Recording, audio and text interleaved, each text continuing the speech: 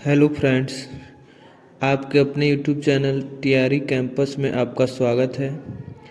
आज इस वीडियो में हम लोग देखेंगे कॉमन पेपर जीके जीएस का संपूर्ण सेट का एनालिसिस। बीपीएससी बिहार शिक्षक भर्ती जो क्लास 1 से लेकर 12 तक 40 मार्क्स का जो जीएस का क्वेश्चन पूछा जाता है। पीआरटी को छोड़ दें, 9, 10, 11, 12 में 40 क्वेश्चन, जिसमें current affair, science, Indian national movement, geography और मैथ, आज 40 के 40 क्वेश्चन का हम लोग डिस्कशन कराएंगे। यह क्वेश्चन बिल्कुल आयोग के पैटर्न पर एनसीईआरटी और पीवाई की जो हमारा प्रीवियस ईयर क्वेश्चन है उसका सटीक विश्लेषण होगा। दोस्तों, वीडियो शुरू करने से पहले चाहेंगे आप मेरे चैनल को सब्सक्राइब कर दें और वीडियो को लाइक और शेयर कर दें। क्वेश्चन स्टार्ट करते हैं। हम लोग देखेंगे आज इस क्वेश्चन में, आप लोग पूरा वीडियो को देखिएगा। इसमें साइंस, मैथ और ज्योग्राफी, हिस्ट्री, सारे क्वेश्चन का एनालिसिस हम लोग सटीक रूप से करेंगे। क्वेश्चन को स्टार्ट करते हैं। फर्स्ट क्वेश्चन, परमाणु संख्या 24 वाले तत्व का स्थान आवर्त सारणी के किस समूह में होगी? तो परमाणु संख्या 24 जो है यह क्रोमियम का होता है। ठीक है, क्रोमियम जो है छठे समूह में है, जिसका परमाणु संख्या 24 होता है। इसका राइट आंसर हो जाएगा 6। यह आवर्त सारणी के 6 समूह में है। अगला क्वेश्चन देखेंगे। जब किसी वस्तु को लेंस से 2f की दूरी पर रखा जाता है तो उत्तल लेंस द्वारा उत्पन्न आवर्धन m को डैश द्वारा दर्शाया जाता है। दोस्तों, सबसे पहले हम लोग देखेंगे, आवर्धन जानने के लिए इसमें साइन का जानकारी होना बहुत ज़रूरी है।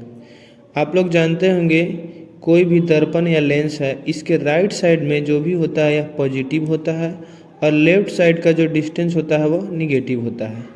ऊपर की ओर जो ऑब्जेक्ट होता है वह पॉजिटिव होता है और नीचे की ओर जो ऑब्जेक्ट होता है उसका दूरी निगेटिव होता है।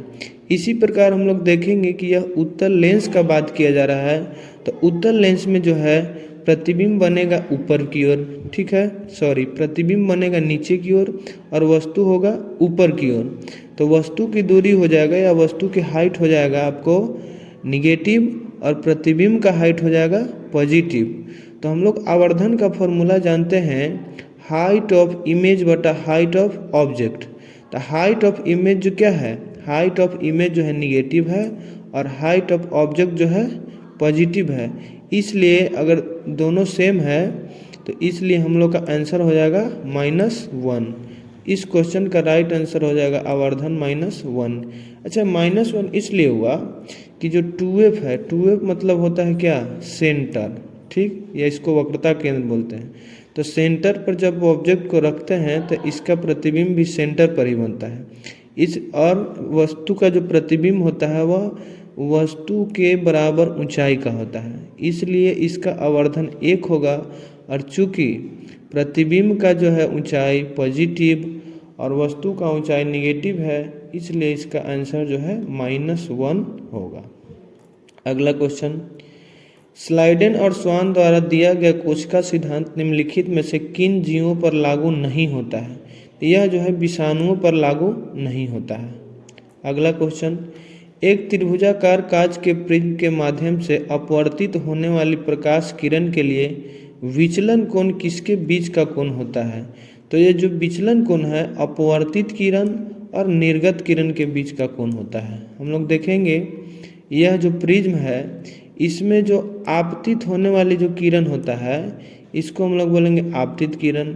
यह जो अपवर्तित हो जाता है इसको बोलेंगे अपवर्तित किरण। ठीक है, और इस किरण को हम लोग बोलेंगे निर्गत किरण। तो जो विचलन कोण होता है वह आपतित किरण और निर्गत किरण के बीच का डी होता है। डी बोले तो डेविएशन मतलब विचलन।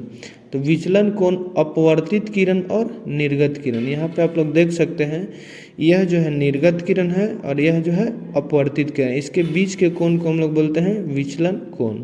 अगला क्वेश्चन देखेंगे, मनुष्यों के परिसंचरण तंत्र की कुछ विशेषताओं का उल्लेख नीचे किया गया है, गलत विकल्प का चयन कीजिए। ठीक है, इसमें जो ऑप्शन सी है, कहा गया है कि उच्च रक्तचाप शिराओं के संकुचन के कारण होता है, यह गलत है।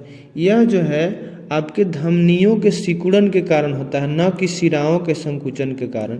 इसलिए इसका गलत जो ऑप्शन है यह सी है। ठीक है, यहाँ पे गलत विकल्प चुनने को कहा जा रहा है। अगला क्वेश्चन, एक उत्तल लेंस से 1.5 मीटर की दूरी पर रखी वस्तु के लिए -3 का आवर्धन उत्पन्न करता है। तो आवर्धन हम लोग जानते हैं क्या, आवर्धन का फॉर्मूला होता है V/U, मतलब प्रतिबिंब की दूरी बटा वस्तु की दूरी। तो यहाँ पे आवर्धन -3 दिया है और वस्तु की दूरी हमेशा निगेटिव होता है, क्योंकि वस्तु जो है हम लोग हमेशा रखते हैं लेफ्ट साइड में, तो यह निगेटिव होता है और राइट साइड में जो भी चीज़ होता है वो पॉजिटिव होता है। तो वस्तु की दूरी हमेशा निगेटिव होता है और प्रतिबिंब की दूरी निकालना है।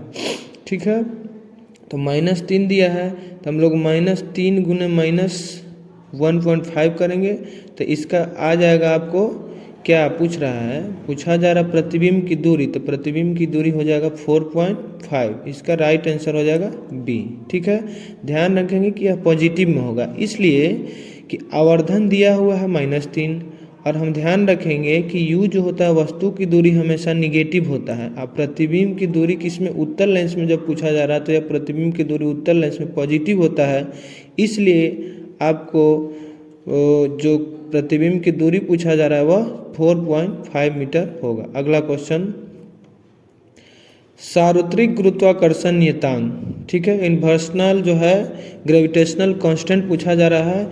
इसका इकाई होता है न्यूटन मीटर स्क्वायर प्रति केजी स्क्वायर।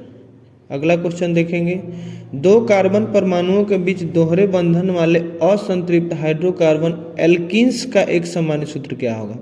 तो एल्कीन्स का समान सूत्र हो जाएगा CnH2n। इसको याद रखने के लिए आपको ध्यान दीजिएगा, सबसे पहले होता है A, उसके बाद होता है E और उसके बाद होता है Y। ठीक है, यहाँ हम लोग देखेंगे A जो होता है सबसे पहले होता है, तो इसका अल्केन का होता है CnH2n+2।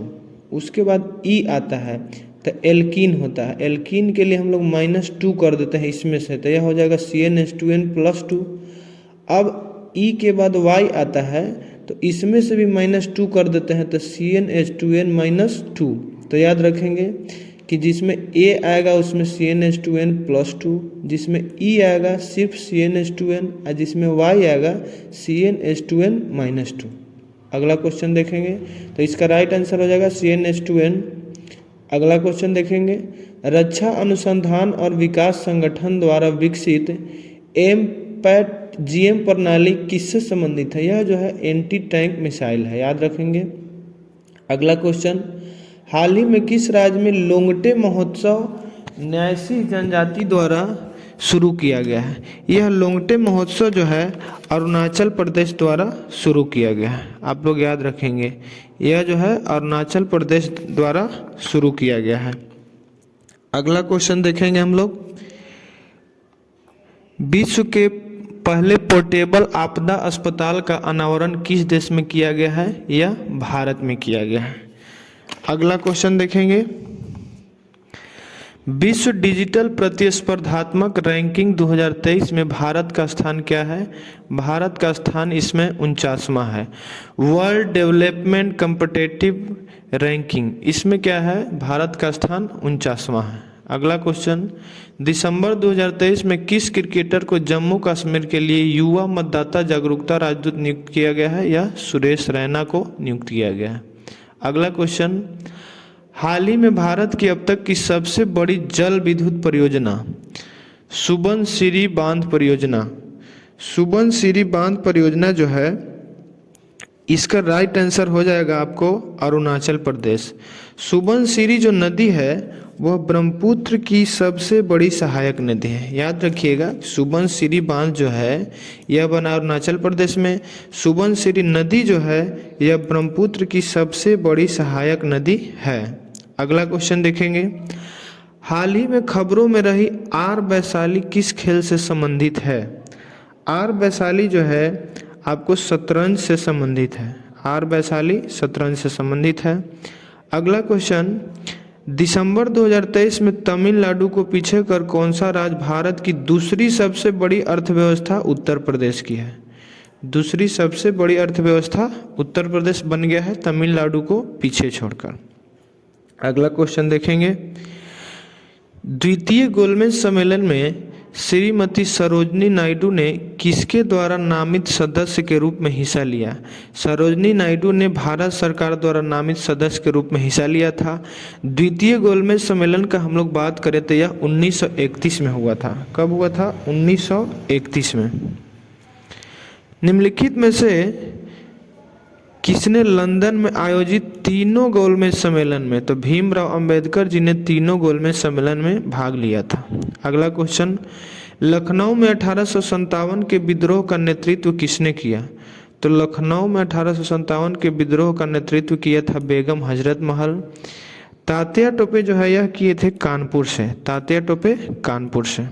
अगला क्वेश्चन, दिल्ली दरबार 1911 के दौरान दिल्ली की आधारशिला इनमें से किसने रखी थी?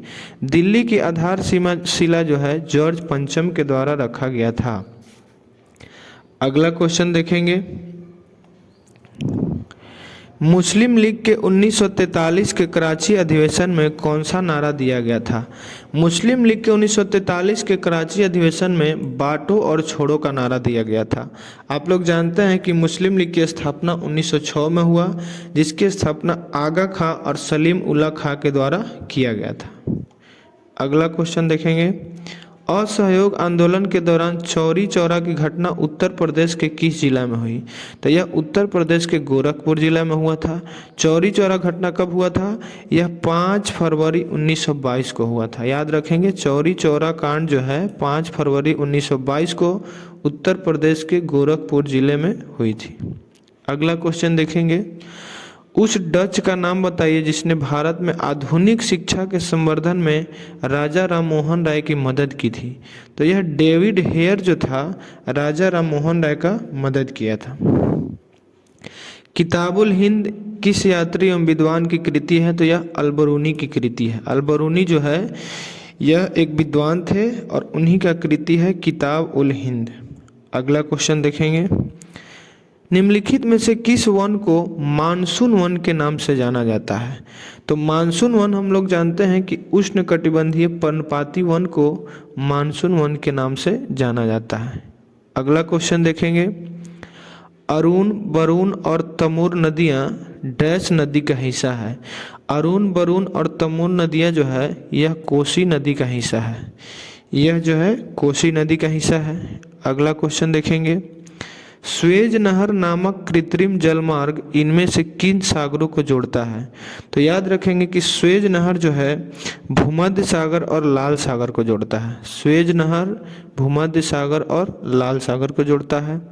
अगला क्वेश्चन देखेंगे, भारत में राष्ट्रीय हरित अधिकरण अधिनियम कब पारित किया गया था? यह 2010 में पारित किया गया था। भारतीय राष्ट्रीय हरित अधिकरण अधिनियम 2010 में पारित किया गया था। अगला क्वेश्चन, भारत की प्रथम मेट्रो रेलवे जिसका उद्घाटन भारत की पूर्व प्रधानमंत्री इंदिरा गांधी द्वारा किया गया था, यह जो है भारत की सबसे प्रथम मेट्रो रेलवे जो कोलकाता मेट्रो रेलवे था और इसका संचालन 1984 में हुआ था। कोलकाता मेट्रो रेल का संचालन जो है 1984 में हुआ था। प्रधानमंत्री जो थे तत्कालीन इंदिरा गांधी के द्वारा उद्घाटन किया गया था।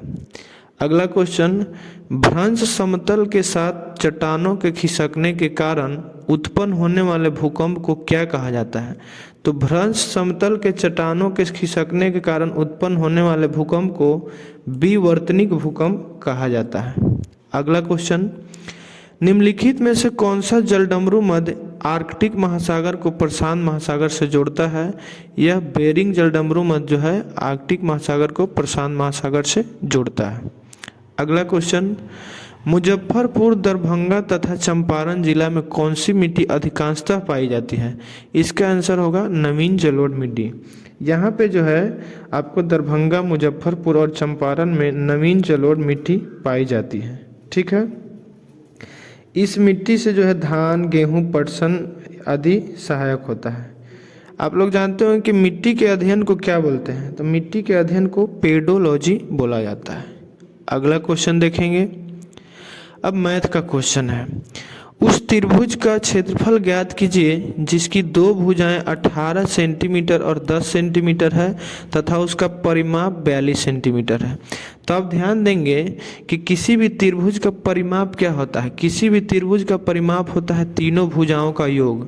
तो इससे हम लोग सबसे पहले भुजा निकालेंगे, देखेंगे कि परिमाप होता है तीनों भुजाओं का योग। दो भुजा दिया हुआ है तो तीसरा भुजा क्या हो जाएगा, टोटल परिमाप में से दो भुजा को घटा देंगे तो तीसरा भुजा निकल गया कितना, 14। ठीक है, तीसरा भुजा जब 14 निकल गया तो हम लोग इसके बाद क्या निकाल लेंगे, त्रिभुज का क्षेत्रफल। तो त्रिभुज का क्षेत्रफल क्या होता है, त्रिभुज का क्षेत्रफल का फॉर्मूला है √S into S minus A S minus B into S minus C, जहाँ एस क्या होता है, एस जो है त्रिभुज का अर्ध परिमाप होता है। तो चूंकि त्रिभुज का परिमाप 42 है तो इसका अर्ध परिमाप क्या हो जाएगा, 21 हो जाएगा। और जब एस निकल गया तो हम लोग फॉर्मूला पे बैठा देंगे 21 इंटू 21 माइनस 18 3, 21 माइनस 10 11 और 21 माइनस 14 7। तो इसका फाइनल आंसर हो जाएगा 21√11 सेंटीमीटर स्क्वायर। ठीक है, अगला क्वेश्चन हम लोग देखेंगे।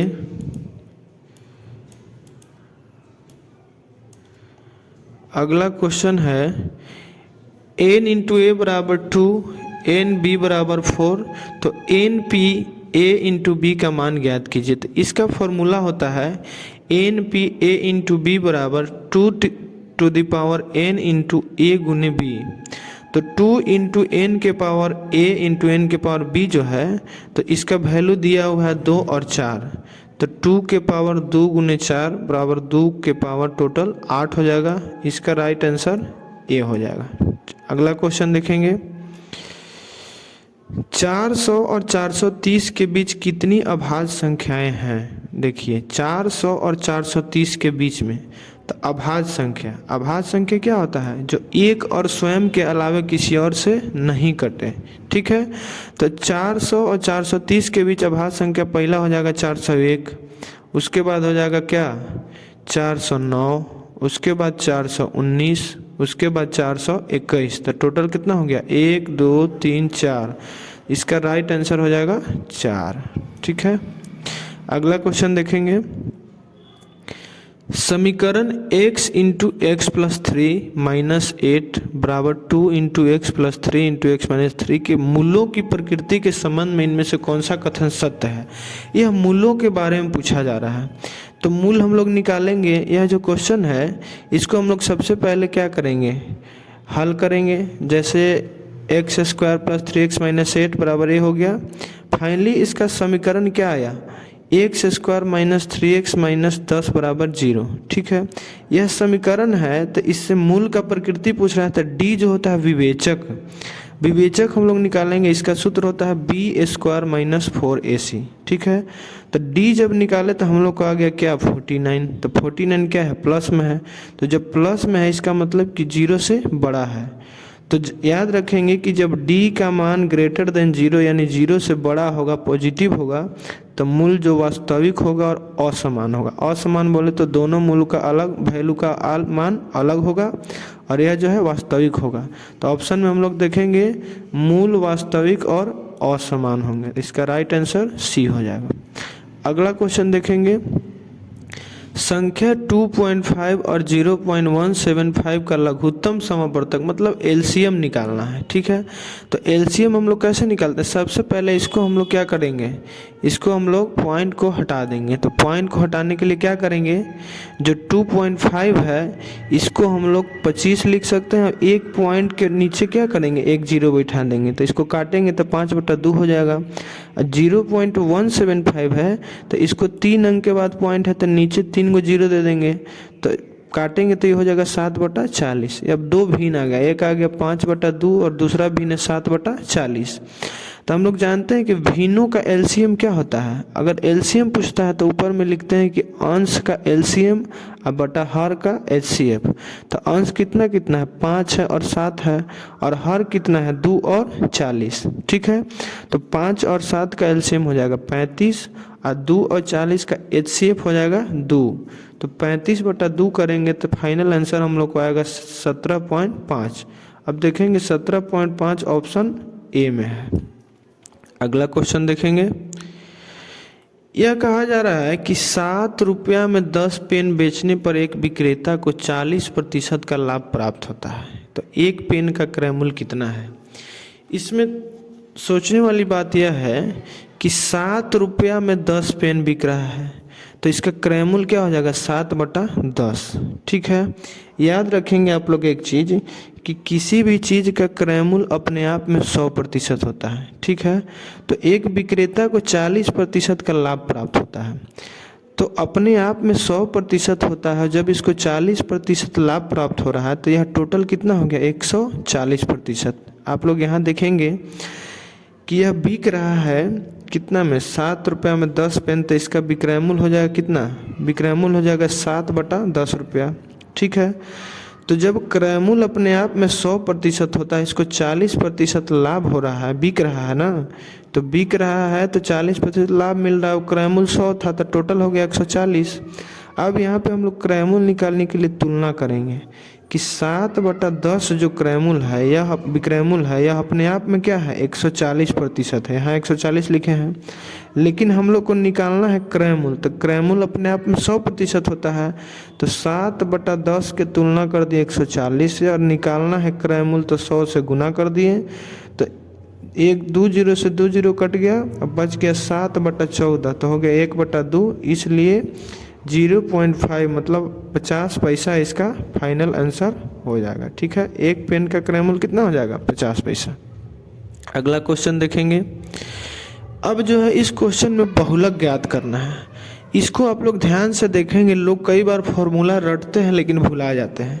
इसमें फॉर्मूला को रटना नहीं, इसमें समझना है। सबसे पहले बहुलक निकालने के लिए हम लोग क्या करते हैं कि बहुलक वर्ग निकालते हैं। बहुलक निकालने के लिए सबसे पहले हम लोग क्या करते हैं? बहुलक वर्ग निकालते हैं। तो बहुलक वर्ग निकालने के लिए हम लोग देखेंगे इसमें क्या होता है कि इसका फॉर्मूला होता है L plus F0 minus F1 बटा 2F0 minus F1 minus F2 into H।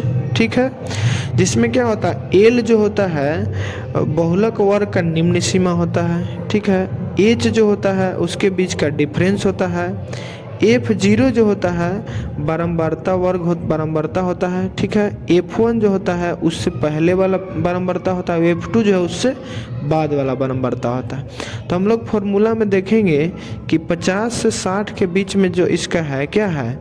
यह वर्ग अंतराल है। ठीक है, तो फॉर्मूला पे अगर बैठाएंगे तो फाइनल आंसर हम लोग को क्या हो जाएगा? 55.7। तो इसका फाइनल आंसर होगा 55.7। अगला क्वेश्चन देखेंगे। एक निश्चित संख्या में लड्डू 10, 20 और 25 बच्चों के बीच बराबर वितरित किए जा सकते हैं, लेकिन अगर 27 बच्चे हैं और उन्हें बराबर लड्डू वितरित किए जाए तो शेष 3 बच जाते हैं। लड्डुओं की न्यूनतम संख्या कितनी है?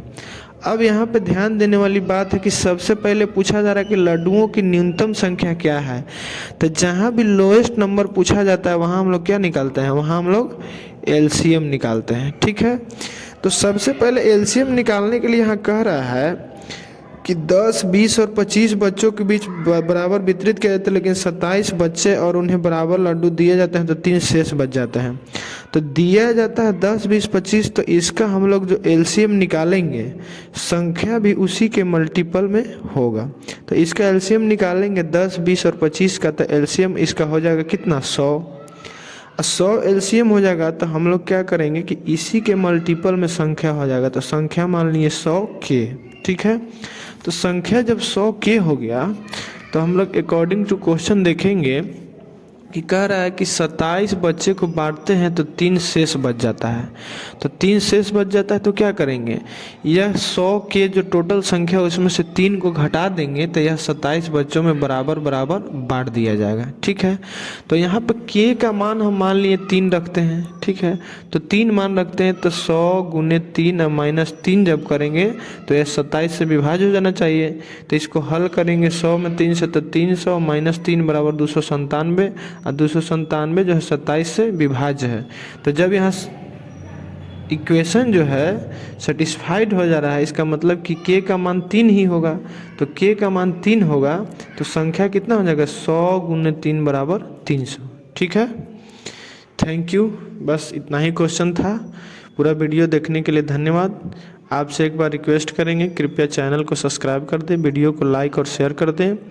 आप टीचर रिक्रूटमेंट एग्ज़ाम से संबंधित वीडियो और इन्फॉर्मेशन के लिए आप इस चैनल से जुड़े रहें। आपको अगले वीडियो में हम बताने वाले हैं कि यह जो कॉमन पेपर है, हमारा कॉमन पेपर जो 40 मार्क्स का पूछा जाता है, बहुत ऐसे अभ्यर्थी हैं जिन्हें कॉमन पेपर के कारण रिजल्ट नहीं हो पाता है। अगले वीडियो में हम आपको बहुत अच्छा एग्जाम्पल बताने वाले हैं, 3 एग्जाम्पल, जिसके माध्यम से आप देख पाएंगे कि कैसे एक विद्यार्थी आपको बता दें, एक विद्यार्थी जो है सब्जेक्ट के कारण, सब्जेक्ट में मतलब कट ऑफ से ज़्यादा नंबर है, सब्जेक्ट के कारण नहीं हो पाया। दूसरा विद्यार्थी जो है कॉमन पेपर के कारण नहीं हो पाया, और तीसरा विद्यार्थी जो है लैंग्वेज के कारण नहीं हो पाया। ठीक है, तो अगले वीडियो में हम इस तीनों एग्जाम्पल को लेकर के आएंगे। तो इस वीडियो को लंबा ना हो इसलिए समाप्त करते हैं। कृपया मेरे चैनल को सब्सक्राइब कर दें, लाइक कर दें और वीडियो को शेयर कर दें। धन्यवाद।